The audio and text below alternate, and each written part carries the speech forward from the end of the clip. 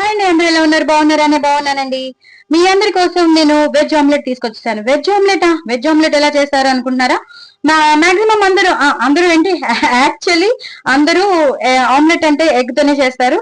అది అందరికీ తెలిసినదే. కానీ మరి ఎగ్ తినని వాళ్ళు కూడా ఆమ్లెట్ తినాలని అనిపిస్తుంది వాళ్ళకి. సో వాళ్ళకి తినాలని అనిపించినప్పుడు వాళ్ళు ఎలా తినాలి? సో దాన్నే నేను చూపిస్తున్నాను. సో ఫస్ట్ అయితే నేను ఒక హాఫ్ గ్లాస్ మైదా తీసుకున్నాను.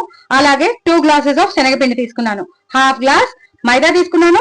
అలాగే 2 గ్లాసెస్ ఆఫ్ శనగపిండి తీసుకున్నాను.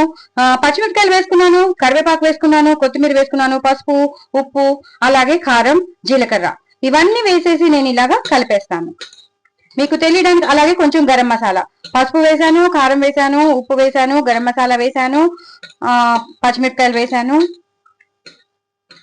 అలాగే జీలకర్ర కూడా వేసాను. సో ఇవన్నీ వేసేసి నేను ఇందాక మీకు చెప్పిన కొలతలలాగా మీరు బ్యాటర్స్ అన్ని వేసేసుకోవాలి. మైదా పిండి కానీ శనగపిండి కానీ వేసేసుకుని చక్కగా ఇలా కలిపేసుకోవాలి. ఇదంతా కలిపేసుకున్న కొత్తిమీర, కరివేపాకు, పచ్చిమిరపకాయలు మాత్రం ఎక్కువ వేసుకోండి. ఇదంతా బాగా కలిసిపోయాక నేను ఉల్లిపాయ ముక్కలు వేస్తాను ఆలోచిస్తున్నాను. వేసుకునే వాళ్ళు ఉల్లిపాయ ముక్కలు వేసుకోవచ్చు. అలాగే అల్లం వెల్లుల్లి పేస్ట్ వేసుకునే వాళ్ళు అల్లం వెల్లుల్లి పేస్ట్ కూడా వేసుకోవచ్చు. నేనైతే వేయట్లేదు, నేను జస్ట్ గరం మసాలా వేసేసాను. అలాగే ఉప్పు, కారం, కరివేపాకు, కొత్తిమీర, పచ్చిమిరపకాయలు ఎక్కువ వేసాను, జీలకర్ర వేసాను. సో ఇదంతా బాగా కలిపేసుకున్నాక నేను ఇప్పుడు ఒక చేత్తో వీడియో తీస్తాను కాబట్టి కుదరదు. నేను మొత్తం అంతా కలిపేసుకున్నాక మీకు చూపిస్తాను, బ్యాటర్ ఎలా తయారైందో మీకు చూపిస్తాను. చూసారు కదండి, నేను బ్యాటర్ కలిపేసుకున్నాను. ఈ కన్సిస్టెన్సీలో నేను బ్యాటర్ కలిపేసుకున్నాను. అలాగే ఉల్లిపాయలు కూడా నేను వేసేసుకున్నాను.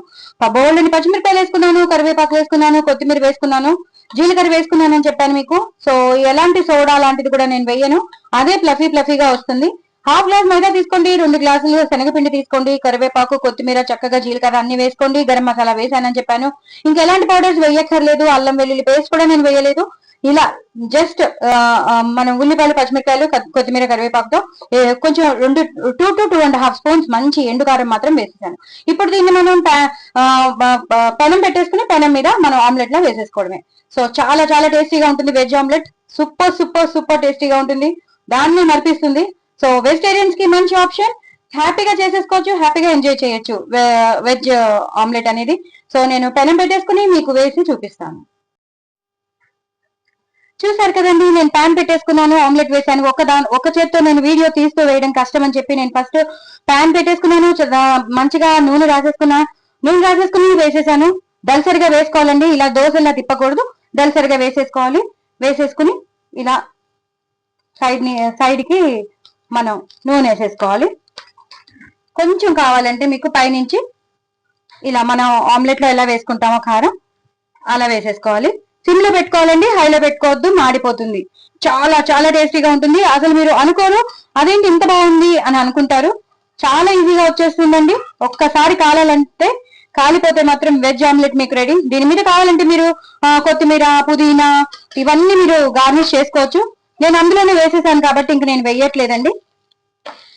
చూసారు కదా, మీకు చూస్తుంటేనే తెలిసిపోతుంది ఒరిజినల్ ఆమ్లెట్ ఎలా ఉంటుందో ఇది ఎలా ఉందో. డిఫరెంట్ ఉండదండి. కొంచెం నేచురల్ గా ఆమ్లెట్ అనేది ఎగ్ తో తయారవుతుంది కాబట్టి దాని టేస్ట్ వేరుంటుందేమో, బట్ మీరు అస్సలు కనిపెట్టలేరు, అంత అబ్సల్యూట్ గా ఉంటుంది, అంత బాగుంటుంది అనమాట వెజ్ ఆమ్లెట్. సో వెజిటేరియన్స్ కి మాత్రం మంచి ఆప్షన్ అండి. నేను చెప్పినట్టు మీరు ఇలా చేసేసుకోండి, చాలా చాలా బాగుంటుంది. అన్నంలో నంచుకుని తినండి, వేడివేడి అన్నంలో నంచుకుని తినండి, రసంలో నంచుకుని తినండి, సాంబార్లో నంచుకుని తినండి, అదిరిపోతుంది. ఇంకా పప్పులో నంచుకోండి, చెప్పక్కర్లేదు, అంత బాగుంటుంది.